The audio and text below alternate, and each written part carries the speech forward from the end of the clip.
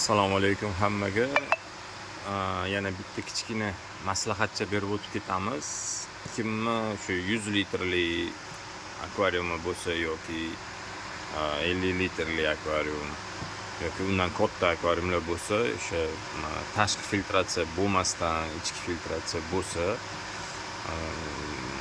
ko'pchilik filtrlarni vodoprovod suvida yuvib yuboradi. Butun boshli biologiyani yo'q qilib yuborasizlar. O'shaning uchun mana shunaqa 3 ta atsekli yoki 2 ta atsekli bo'lsa ham, bitta atsekidagi, misol uchun tepasidagi yoki o'rtasidagi atsekidagi, eng pastdagi emas, o'rta yoki tepasidagi atsekiga keramika tosh qo'yishinglarni tavsiya beramiz. O'shanda shu keramika toshni yuvmasanglar, gubkalarni o'zini yuvsanglar ham, keramika toshni yuvmasanglar, o'shanda biologiyani ushlab qolayotgan bo'lasizlar.